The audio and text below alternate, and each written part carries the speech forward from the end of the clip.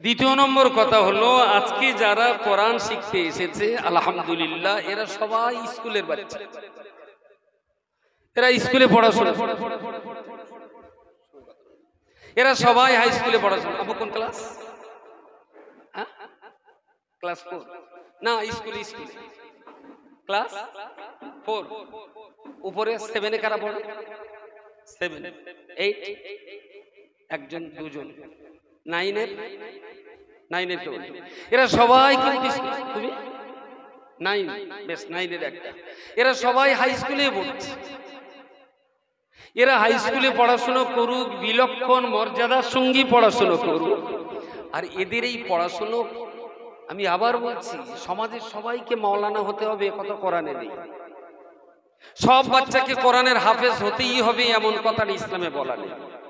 কিন্তু কোরআন সবাইকে শিখতেই হবে, এ কথা শরীয়তের বাধ্যতামূলক একটা হুকুম। কোরআন শিখতেই হবে। এবারে লাভটা কি হবে?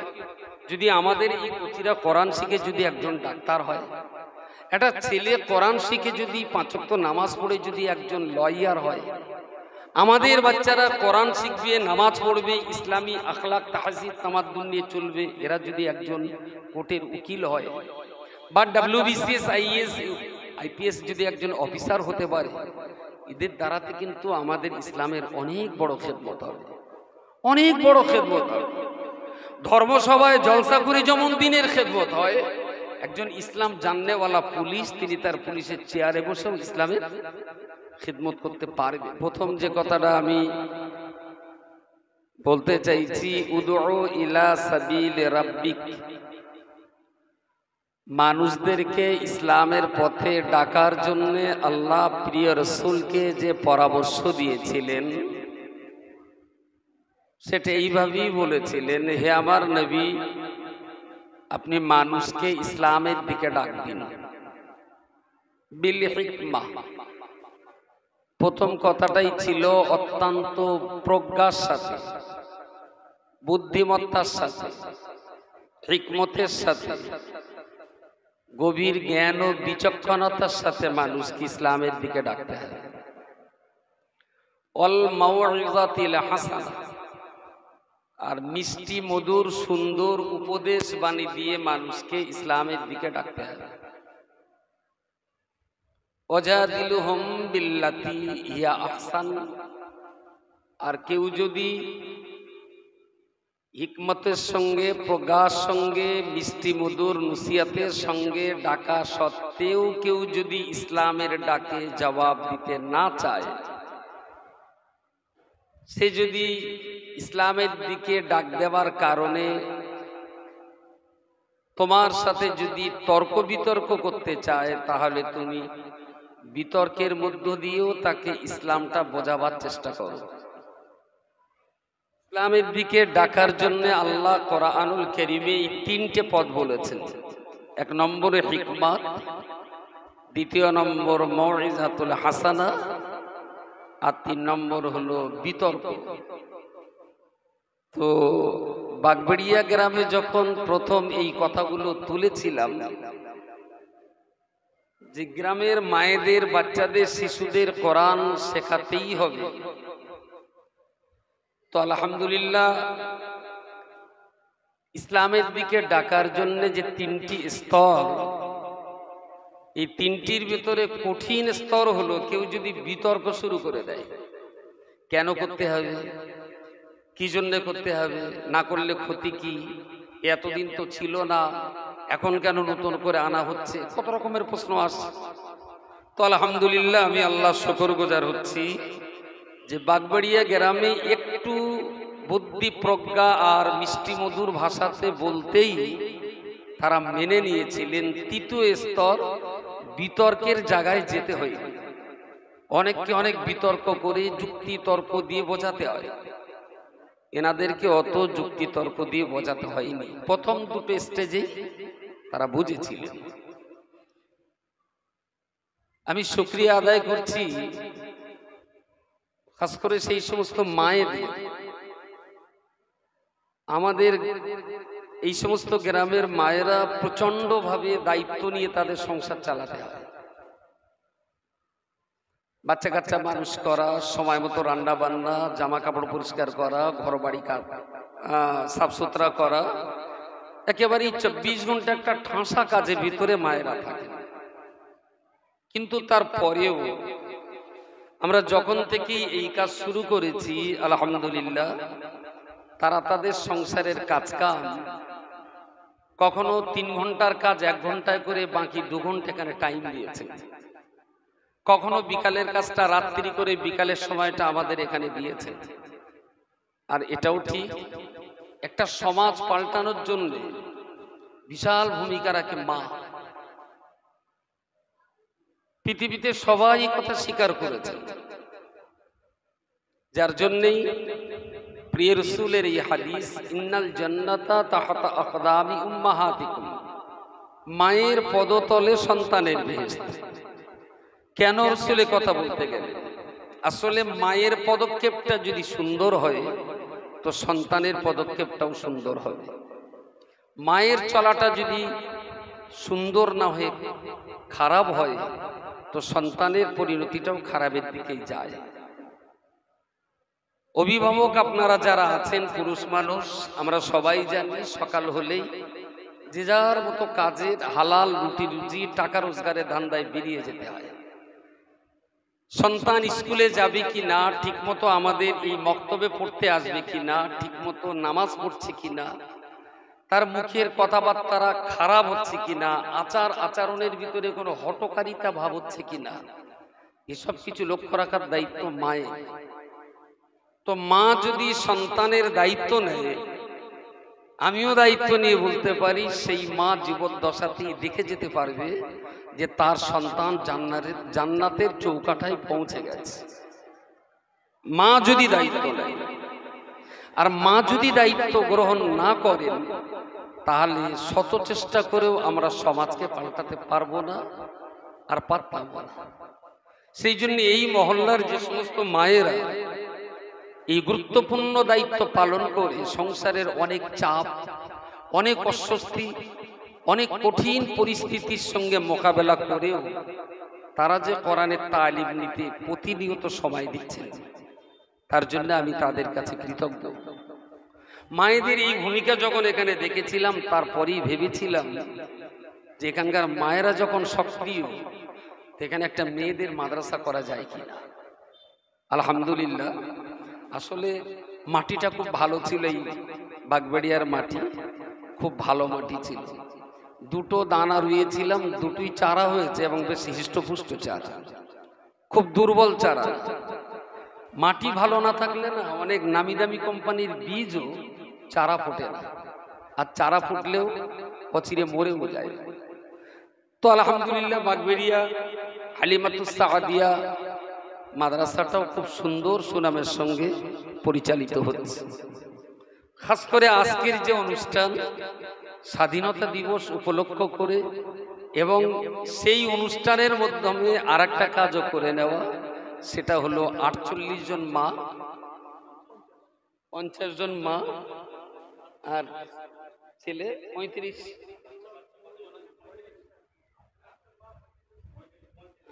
48 জন মা আর 35 জন ছেলে। মা বলতে বয়স্ক মাও আছেন এখানে, এমনও আছেন সেই মাও আছেন, আবার তার ছাও আছেন। ছা বোঝেন নিশ্চয়ই, ছা পিলে, পিলে বোঝেন, বংশধর। এমনও মা আছেন যে আজকের দিনে মাও কোরআন ধরবে, আবার তার বাচ্চাটাও नाती होते बारे। हजरत, एक खुशी की बात है, इस मजलिस में जितने सारे स्टूडेंट्स इब्तिदाए कुरान यानी शुरू करेंगे, इसमें बहुत माँ ऐसा है जिसका बेटा भी आज कुरान शुरू करेंगे, माँ भी शुरू करेंगे, बेटा भी शुरू करेंगे। अल्हम्दुलिल्लाह, मिनल महदी इलाल लाहद, জ্ঞান অর্জনের সময় মায়ের কোল থেকে কত বছর? 30 বছর পর্যন্ত। কত বছর পর্যন্ত? লেখাপড়া কত বছর পর্যন্ত শিখতে হয়? কেডা বলবে? ছোট বয়সে শুরু হয়, আর কত বছর, 30 না 40 না 55, কতদিন শিখতে হয়? তাড়াতাড়ি কেডা বলল? কত? 30 বছর। আর কে বলবে? তাড়াতাড়ি। কতদিন লেখাপড়া শিখতে হয়? আমু বসে। কতদিন, কত বছর পর্যন্ত পড়তে হয়? 50 বছর না 40 বছর পর্যন্ত?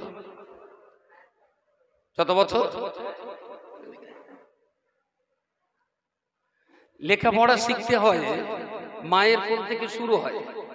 মায়ের কোল থেকে শুরু হয়, শেষ হয় কবে? যেদিন আজরাইল এসে শেষ করে, ততদিন পড়িয়ে যেতে হয়। আমি জিজ্ঞেস করেছিলাম যে লেখাপড়া শুরু তো হয় মায়ের কোলে, শেষ হয় কোথায়? কি উত্তর দিয়েছে?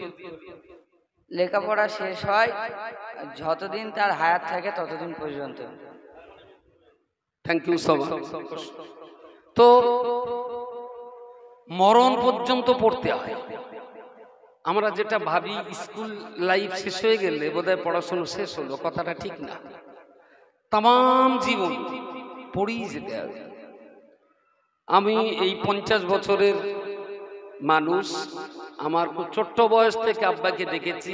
এমন কোনো দুপুর বা রাত ছিল না যেদিন আব্বাকে খেয়ে দিয়ে শুতে দেখেছি অথচ হাতে একটা বই ছিল না, এমন দিনটা আমি কোনোদিন দেখিনি। আব্বা খেয়ে দিয়ে শুয়ে পড়বেন, হয় দুপুরে একটু শোবেন, না হলে রাতে শুয়েই পড়বেন একেবারে। কিন্তু যখনই তিনি শুয়েছেন হাতে একটা কেতাব নিয়ে শুয়েছেন। এটা সারা জীবন বাবাকে দেখেছি। আর মাকে সারা জীবন এইটা দেখেছি যে মা ফজরের নামাজ পড়েছেন অথচ কোরআন তেলাওয়াত করেননি, এমন দিনটা আমি কখনো আমার মাকে দেখিনি। ফজর পড়েছেন তো ওই পাটিতে বসেই এক পারা কোরআন পড়বেন, তবে সংসারের বাকি কাজ করবেন। তো জন্মগ্রহণ করার পর দোলনা থেকেই লেখাপড়া শুরু হয়। আর যতদিন মৃত্যু না আসে ততদিন আমাদের পড়াশোনা করেই যেতে হবে। মনে থাকবে? যতদিন মরণ না হয় ততদিন পড়েই যেতে হবে। মৃত্যুর বিছানায় শুয়েও আল্লাহ যেন আজকের এই ছাত্রছাত্রী সন্তান মা যারা কোরআন শুরু করবেন, আল্লাহ যেন এদেরকে মৃত্যুর বিছানায় সূরা ইয়াসিন, সূরা রহমান, সূরা ওয়াকিয়া নিজেরা পড়তে পড়তেই যেন আল্লাহ মৃত্যু নসিব করেন। বলুন আমিন। এটা আমাদের সাধনা, এটা আমাদের আরাধনা যে কোরআন তেলাওয়াত করতে করতে যেন আমাদের মরণ হয়। যাক, আজকে যাদের কোরআন শুরু করানো হবে, আমি গুরুত্বপূর্ণ দুটো তিনটে কথা বলছি। তার প্রথম কথা হলো কোরআন খতম করাটা ফরজ নয়, সুন্দর করে পড়তে পারাটা ফরজ। মনে থাকবে কি বলেছি? কোরআন শেষ করাটা ফরজ না, সুন্দর করে পড়তে শেখাটা ফরজ। আমাদের সমাজে একটা রীতি আছে, বিয়ে দেওয়ার সময় মেয়েকে একটু জিজ্ঞেস করা হয় যে কোরআন খতম করেছে কিনা। আর মেয়ের আব্বা খুব বড় কাল করে বলে যে আমার মেয়ে 3 বার 4 বার 5 বার খতম করেছে। এই যে খতমের একটা প্রচলন, এটা তুলে দিতে হবে। খতম টতম না। আপনি মেয়ে দেখতে এসেছেন, জিজ্ঞেস করুন যে তুমি কোরআনের এই জায়গা থেকে একটু পড়ো, সুন্দর পড়ে দিল।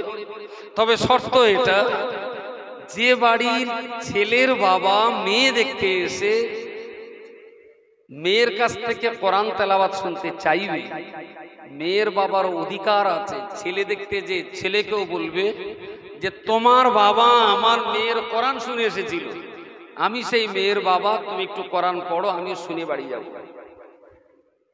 এটা কি বড্ড অন্যায় হবে? বড্ড। আমি যদি আজকে এখানে ওয়াদা করে নেই, যারা কোরআন শিখেছেন, যে সমস্ত ছোট্ট ছোট্ট মা যারা কোরআন শিখেছে, এদের যদি হাত তুলে ওয়াদা করে নেই যে বিয়ের সময় যখন তোমার জন্য ছেলে নির্বাচন করা হবে, সেদিন তোমাকে বলতে হবে মা অনেক কষ্ট মেহনত করে তুমি আমাকে কোরআন শিখিয়েছিলে মক্তবে পাঠিয়ে, তো আমি যেমন কোরআন পড়তে পারি, যদি আমার যার সঙ্গে বিয়ে দেবে সেই ছেলেটা যদি কোরআন শিখতে না পারে, কোরআন পড়তে যদি অযোগ্য হয়, আমি কিন্তু ওই ছেলেকে বিয়ে করব না। এদের একটু কোরআনটা সামনে রেখে মেয়ে করার হাত তুলে একটু শপথ পড়িয়ে দেবো। কথা বলে মায়েরা যারা আছে, আপনার মেয়ে কোরআন ধরবে আজকে, আপনার তো আইবুড়ো নাম ঘুচে গেছে, কোনো সমস্যা নেই, কিন্তু এই মেয়েগুলো যারা আজকে এখান থেকে কোরআন তেলাওয়াত শুরু করবে, এরা সুন্দর তেলাওয়াত করবে। বলছি এর ভিতরে ছোট্ট একটু কোরআন শোনাতে পারবে কে? যে কেউ, যে কোনো একটা মেয়ে, কে পড়বে? হবে? কে পড়বে? একটু গান তেলাওয়াত করতে হবে, তুমি চলে এসো, যে কোনো দাও দাও, যতটুকু হয় পড়ো পড়ো পড়ো পড়ো পড়ো পড়ো। আরে কোরআন পড়তে দেরি করলে তো মুশকিল, তাড়াতাড়ি পড়ো পড়ো, ভুল হবে ভুল হোক পড়ো, যে কোনো। আচ্ছা বসে বসে বসে বসে পড়ো।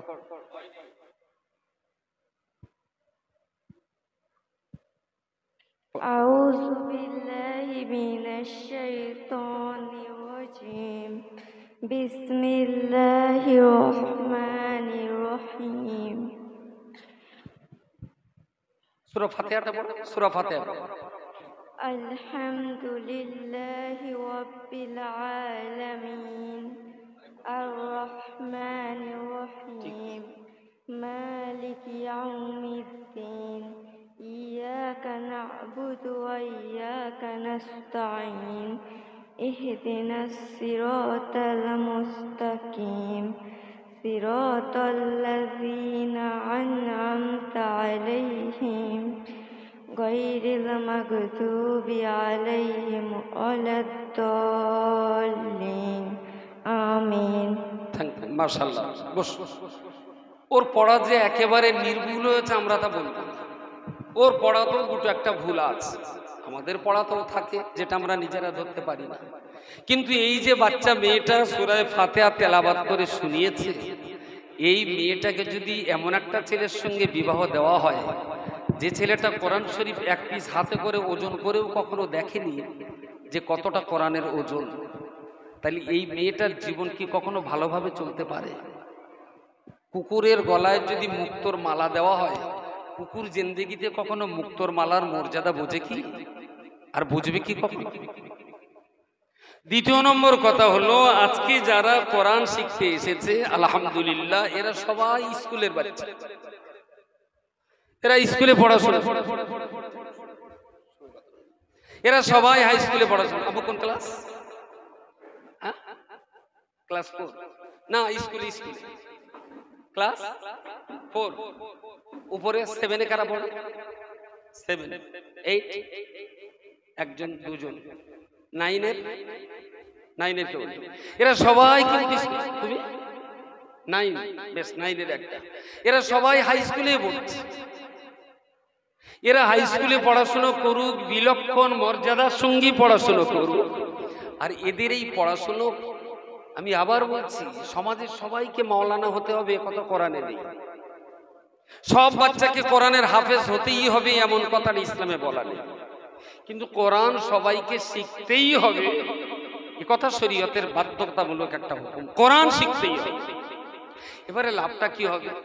যদি আমাদের এই কচিরা কোরআন শিখে যদি একজন ডাক্তার হয়, একটা ছেলে কোরআন শিখে যদি 5 ওয়াক্ত নামাজ পড়ে যদি একজন লয়ার হয়, আমাদের বাচ্চারা কোরআন শিখবে, নামাজ পড়বে, ইসলামী আখলাক তাহজিব তামাদ্দুন নিয়ে চলবে, এরা যদি একজন কোর্টের উকিল হয়, বা WBCS IAS IPS যদি একজন অফিসার হতে পারে, এদের দ্বারাতে কিন্তু আমাদের ইসলামের অনেক বড় খেদমত হবে, অনেক বড় খেদমত হবে। ধর্মসভায় জলসা করে যেমন দিনের খেদমত হয়, একজন ইসলাম জাননেওয়ালা পুলিশ, তিনি তার পুলিশের চেয়ারে বসেও ইসলামের খেদমত করতে পারবেন। এখানে মক্তবে কোরআন শিখে এটাকে যদি বলি আমি ইসলামের খেদমত, তাহলে একজন ভালো ডাক্তার যদি ইসলাম জানেন, তিনি তার ডাক্তারের চেয়ারে বসেও ইসলামের অনেক খেদমত করতে পারবেন। আমি খুব ক্লিয়ার কাট বলতে পারি যে ধর্মসভায় বক্তৃতার মঞ্চে জীবনে বহুবার বলেছি যে বিড়ি খেতে নেই, এরা হয় না ধর্মসভায়। আচ্ছা, বক্তাদের বক্তৃতা শুনে ওই লোকটা বিড়ি খাওয়া সহজে ছাড়বে বলে মনে হয়। কিন্তু এইটা যদি একজন ডাক্তার পরীক্ষা নিরীক্ষা করে বলে, দেখো চাচা তোমার যা অবস্থা, তুমি যদি বিড়ি খাওয়া বন্ধ না করো তোমার কিন্তু শরীর ভালো হবে না। ডাক্তারের কথা আগে নেবে না মৌলানার কথা আগে নেবে? তাড়াতাড়ি বলে। এটা তো হেলথের ব্যাপার, স্বাস্থ্যের ব্যাপার। তো ওখানে আলেমের কথা যত না তাড়াতাড়ি নেবে একজন ডাক্তারের কথা, তার চাইতে অনেক অনেক গুরুত্বপূর্ণ মনে করে তিনি মেনে চলছেন। সুতরাং আমি বলছি আমাদের এই ছেলেরা, মেয়েরা, বাচ্চারা এরা ইসলাম জানুক, এরা কোরআন বুঝুক, এবং সেই সাথে সাথে স্কুল কলেজ ইউনিভার্সিটিতে পড়ে এরা ভালো ভালো জায়গাগুলোকে দখল করুক। যত এরা উঁচু জায়গায় পৌঁছাতে পারবে তত বেশি আমার কমিউনিটি, মুসলিম এই জাতি গোষ্ঠী মাথা উঁচু করে ইজ্জতের সঙ্গে সমহিমায় বাঁচতে পারবে। আলহামদুলিল্লাহ। আমি জানি না আর কবছর সময় লাগবে, তবে এরকম একটা সময়ের অপেক্ষায় আছি যে বাগবাড়িয়া গ্রাম, গোটা গ্রাম জুড়ে একটা বিরাট বড় অনুষ্ঠান হবে, যেদিন হেডলাইনে মোটা মোটা করে লিখে দেবো যে এই গ্রামের কোনো ব্যক্তি 10 বছর বয়স হয়েছে অথচ কোরআন জানে না, এইরকম মানুষ এই গ্রামে একটাও নেই। আমার কথা কি মাথায় যাচ্ছে? সেদিন তো বেশি দূরে হওয়া উচিত নয়। যেভাবে বাগবাড়িয়া দুর্বার গতিতে এগিয়ে যাচ্ছে, আমি আশা করতেই পারি আগামী 3 থেকে 5 বছরের ভিতরে বাগবাড়িয়া থেকে এমাতা থেকে ঢুকতে গেলে, এ রাস্তা দিয়ে ঢুকতে গেলে, যেদিকে এই গ্রামে আসুক না কেন, সুন্দর করে সাইনবোর্ড আর হোর্ডিংয়ে লেখা থাকবে যে এই গ্রামের 10 বছরের উপরে সবাই কোরআন শরীফ পড়তে পারে। আজকের যত বড় অনুষ্ঠান, সেদিন গোটা গ্রাম জুড়ে আমরা একটা অনুষ্ঠান করব, এবং সারা পশ্চিমবঙ্গব্যাপী নয়, সারা ভারতবর্ষব্যাপী একটা হাইলাইট হবে যে বাগবাড়িয়া নামীয় মধ্যমগ্রাম বারাসাত থানার বারাসাত 2 নম্বর ব্লকে একটা গ্রাম আছে। এই গ্রামটার 10 বছরের উপরে সবাই কোরআন শরীফ পড়তে পারে। আচ্ছা, এটা কি খুব অসম্ভব বলে মনে হয়? অসম্ভব মোটেই না। যদি আমরা সবাই মিলে চেষ্টা করি, ইনশাআল্লাহ এটা সম্ভবে আমরা পরিণত করে দিতে পারি, এবং একদিন আমরা তা করে দেওয়ার শপথ নিচ্ছি যে অদূর ভবিষ্যতে 3 থেকে 5 বছরের ভিতরে আমাদের সেক্রেটারি সাহেব কই, গিয়াস ভাই, আর এই চোরটার এনে পারা যায় না, সামনে আসেন গিয়াস ভাই প্লিজ, আমি একটু ডাকছি, এদিকে আসেন, আর আপনার সঙ্গীর সাথে 1-2জনকে নিয়ে আসেন। আরে ড্রাইভার যদি পিছনের সিটে বসে তাহলে গাড়ি তো খানায় যাবে। सामने आसो। हजरत इस VLS कमेटी का ये सेक्रेटरी है, नहीं उस्ताद तो जानते नहीं। तो अल्हम्दुलिल्लाह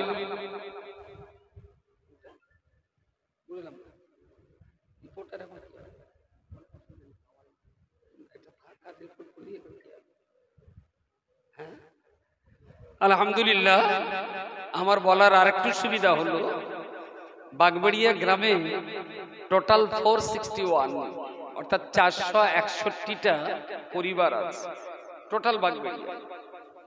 তার ভিতরে মেল আছে 832, ফিমেল আছে 869। এখানেও কিন্তু মেয়েদের সংখ্যা কম, অত্যন্ত লজ্জার। তার মানে কন্যা সন্তান জন্ম হওয়াটা আজও বোধহয় পুরুষ শাসিত সমাজে ভালো চোখে দেখা হয় না, যার জন্য কন্যাদের সংখ্যা কমছে। এটা না হয় আমাদের কাম্য ছিল। টোটাল মেম্বার আছে এই গ্রামে, টোটাল মানুষের সংখ্যা 1876 জন। যারা কোরআন জানে না নিরক্ষর মানুষ আছে 185 জন, এবং প্রাইমারি এবং ক্লাস 10 পর্যন্ত এমন জানে 1302 জন। এইচএস পাস করা আছে 113 জন, ডিগ্রি কোর্সে পড়া আছেন 35 জন। পুরুষ মানুষ যারা কোরআন জানেন তারা আছেন 133 জন। মহিলা মানুষ যারা আমাদের এখান থেকে কোরআন শিখেছেন তারা হয়েছেন 362 জন। মহিলারা কোরআন জানেন 362 আর পুরুষ মানুষ 133। তাহলে মদ্দালোকের মান সম্মান বটতলায়, একটু ভাববেন। পুরুষ নামাজি আছে 211 জন, আর মহিলা নামাজ পড়েন এমন সংখ্যা আছে 318 জন। পুরুষ মানুষ রোজা করেন 565, মহিলারা রোজাদার আছেন 596 জন, আর বয়স্ী রহেসী 168 জন, আর অ্যালকোহল, তার মানে সুদ বললে বড্ড খারাপ লাগে, এটা ইন্টারেস্ট বললে একটু ভালো লাগে আর কি, এরকম অ্যালকোহল পান করা মানুষ আছেন 20 জন। এই সমাজটাকে যেভাবে পরিবর্তন শুরু হয়েছে, ইনশাআল্লাহ আমরা চাইলে এই সমাজ আরো সুন্দর পরিবর্তনের জায়গায় পৌঁছে যাবে। টোটাল মহল্লায় পাড়া কটা? 6টা। ওটা 6টা পাড়া আছে। তো সবচেয়ে সুবিধা হলো যে পাড়ায় জনসংখ্যা একটু কম। আমি আগে অন্তত এইটা দেখতে চাইবো, টোটাল বাগবেড়িয়া গ্রাম পরে হোক, অন্তত একটা পাড়ার মানুষ তারা আন্দোলন শুরু করুক যে কোরআন পড়তে পারে না এমন কেউ যেন আমার পাড়ায় না থাকে, আমাদের এই পাড়াতে থাকবে না। 6টা পাড়ার ভেতরে যে পাড়াটা আগে প্রমাণ করাতে পারবে যে কোরআন শূন্য এমন মানুষ আমাদের এই পাড়ায় নেই, 6টার ভিতরে সেই পাড়াটাকেই নিয়ে আমাদের প্রথম বড় অনুষ্ঠানটা হবে। আর তাদের জন্য কি পুরস্কার থাকবে, বাকি 5টা পাড়া তারা চিন্তা ভাবনা করবেন। আলহামদুলিল্লাহ, আজকে যখন স্বাধীনতা দিবসের একটা খুশি, সেই সাথে সাথে ইফতেদায়ে কোরআনুল কারীমের আর একটা খুশি, আমাদের ডবল ঈদ। এক্ষুনি কোরআনুল কারীম তেলাওয়াত শুরু করানো হবে। 48 জন মা, তার মানে বয়স্ক এবং ছোট ছোট বাচ্চা, এক কথায় নারী আছেন 48 আর ছেলেরা আছে 35। এদের কোরআন তেলাওয়াত এর শুভ সূচনা হবে। चाहता हूँ सूरह फातिहा तिलावत करिए। सूरह फातिहा मुश्किल नहीं, मैं दुआ पढ़ाता है सूरह फातिहा। হ্যাঁ, কোচি আমি যেগুলো বলবো আমার সাথে সাথে তোমরা সেইগুলো একটু পড়বে। ছেলেরা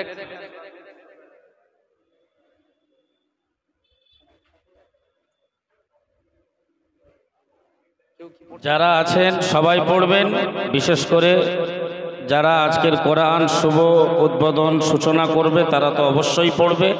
বাকি মাজলিসে যারা আছেন সবাই হুজুরের সঙ্গে আমরা পড়বো ইনশাআল্লাহ। আচ্ছা, মায়েরা যারা কোরআন ধরবেন আজকে, যদি একটু আস্তে আস্তে হলেও একটু অল্প একটু শোনাবেন। আমার এক কোচিত তেলাওয়াত করেছে সূরা ফাতিহা, যদি একটুখানি হয় বসে বসে পড়েন, দাঁড়াতে হবে না, বসেই পড়েন। একটু শুনে দেখি আপনার পড়াটার আকার আকৃতি কেমন। পড়ে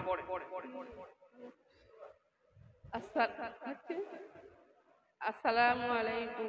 ওয়ালাইকুম আসসালাম ওয়া রাহমাতুল্লাহ। আউযু বিল্লাহি মিনাশ শাইতানির রাজীম। বিসমিল্লাহির রহমানির রহিম।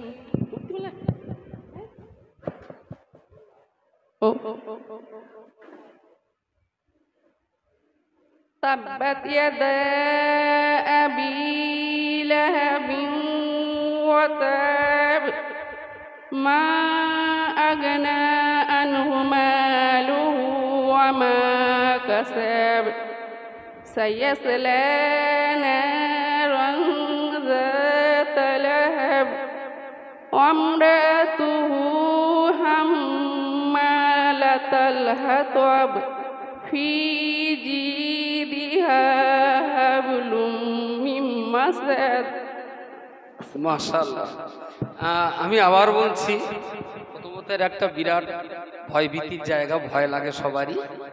ভুল হয়েছে, দুটো তিনটে একটু টানের ভুল হয়েছে, দুটো তিনটে মাখরাজের ভুল হয়েছে, কিন্তু এরপরেও একথা বলা যেতে পারে উনি যা পড়েছেন আমাদের বাংলা 80% মসজিদের ইমাম তাড়িয়ে দিয়ে ওনার ইমাম করে দিলে খুব একটা অসুবিধা হবে না। কারণ 90% মসজিদের ইমাম কোরআন পড়তেই জানে, সে 35 পাড়াতে পড়ে না 38 পাড়াতে পড়ে, কোনো গোড়া খুঁজে পাওয়া যায় না। তার তুলনায় অনেক ভালো পড়েছেন। আর আজকে তো শুরু করবেন, ভুল ত্রুটি যেটা আছে ইনশাআল্লাহ ধীরে ধীরে সেগুলো সংশোধন হবে। সবাইকে পড়তে বলছি, আমি যে দোয়াগুলো পড়বো সবাই আমার সঙ্গে পড়বে। হ্যাঁ, পড়ো। যারা যারা পিছনে চেয়ার বিছাচ্ছেন কথাটা বলেন না প্লিজ, হাতে সময় নেই, কথা বলেন। পড়ো। আউযু বিল্লাহি মিনাশ শাইতানির রাজীম।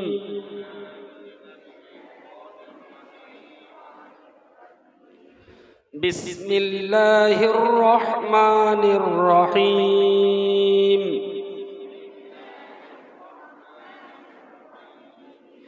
রব্বি ইশরাহ লি صدري ويسر لي أمري واحلل عقدة من لساني يفقه قولي ربي يسر ولا تعسر وتمم بالخير ربي زدني علما ربي زدني علما ربي زدني علما اللهم صل وبارك على عبدك ورسولك محمد وعلى آل محمد كما صليت وباركت على إبراهيم وعلى آل إبراهيم إنك حميد مجيد। কোরআন শরীফ খোলো, সবাই খোলো। সূরা ফাতিহাটা পড়াবো আজকে। কোরআন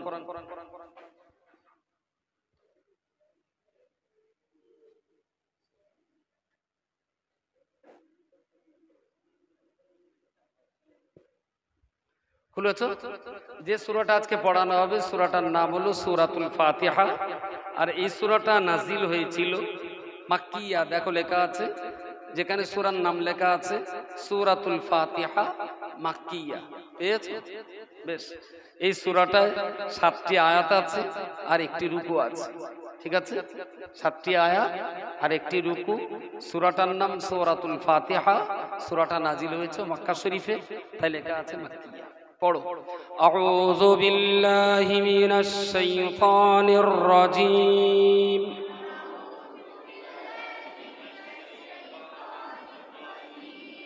বিসমিল্লাহির রহমানির রহিম।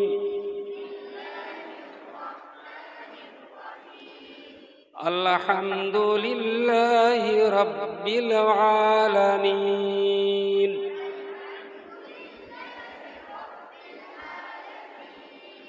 আর রহমানির রহিম।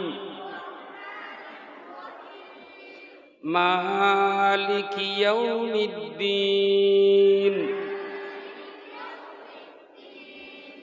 ইয়াকা না'বুদু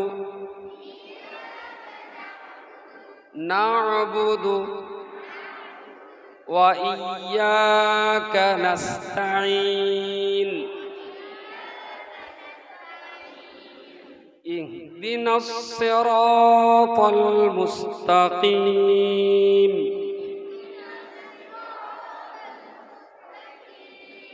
সিরাতাল লাযীনা আন'আমতা আলাইহিম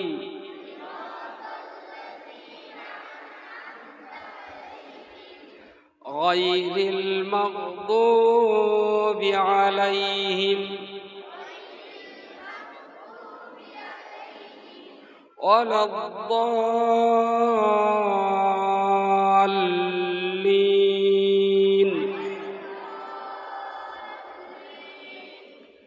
আমিন। যেহেতু নূতন, অনেক বড় বড় পড়লে অনেকে পড়তে পারবে না, তাই কেটে কেটে পড়া চেষ্টা করবে। একটা একটা আয়া একটা একটা দমে পড়ার। একটা দুটো শব্দ পড়লাম আর দম ফেললাম, তার মানে পড়া সুন্দর হলো না। যতক্ষণ এক একটা আয়াত এক এক দমে না পড়তে পারবো, তার মানে আমার পড়া ঠিকঠাক হয়নি। ততক্ষণ বারবার আমাকে পড়তে হবে। অল্প অল্প পড়বেন, অল্প অল্প করে পড়া সুন্দর হবে। অনেকটা পড়া পড়বেন না, অল্প অল্প করে পড়বেন। আমি যেমন পড়ছি ঠিক এইভাবে যেন পড়াটা আপনি চেষ্টা করার পরে লাস্ট পড়াটা যেন এইরকম হয়।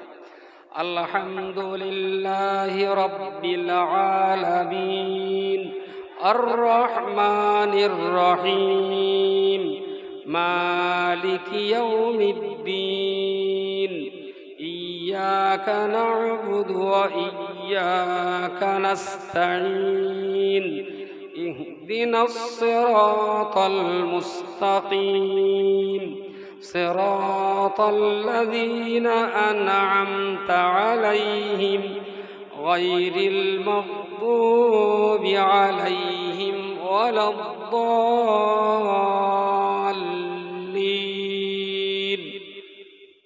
যেন একটা একটা শব্দ পড়ে একবার একবার দম ফেলতে না হয়।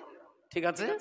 সুন্দর করে পড়বেন, আর যতটা মেহনত করবেন ততটাই আল্লাহর কাছে দোয়া চাইবেন যে আল্লাহ, আপনার কোরআন শেখার জন্য আমি চেষ্টা করছি, আপনি আমার এই চেষ্টায় রহমত বর্ষণ করুন। নিজে পড়বেন আর আল্লাহর কাছে দোয়া চাইবেন, দেখবেন আপনার পড়া অনেক সহজ হবে। এবং আপনারা প্রথম কোরআন ধরছেন, নিঃসন্দেহে এটা বিরাট একটা খুশির দিন। এই ম্যানেজমেন্ট কমিটি, মসজিদ, মাদ্রাসা, ঈদগাহ কমিটির যারা আছে তাদের জন্য দোয়া। হাদিয়া ন্যাশনাল এডুকেশন কাউন্সিলের যারা কর্মকর্তা তাদের জন্য দোয়া। খাস করে দারুল হুদা ইসলামিক ইউনিভার্সিটির vice chancellor doctor Bahauddin Nadvi সাহেব এবং হাদিয়ার যিনি সেক্রেটারি আমাদের জনাব ভাই আবু বকর হোদাবি, খাস করে আজকে এখানে যিনি আসেন SKSSF এর যিনি ন্যাশনাল সেক্রেটারি ভাই আসলাম ফাইজি সাহেব, যারা এডুকেশন নিয়ে গোটা ভারত জুড়ে এই লড়াই করছেন, আল্লাহ যেন তাদের সকলের কষ্ট চেষ্টাকে কবুল করেন এবং তাদের হায়াতে তৈয়বা আল্লাহ নসিব করেন। বলুন আমিন। এখনই আসরের আজান হবে 4:45 ইনশাআল্লাহ।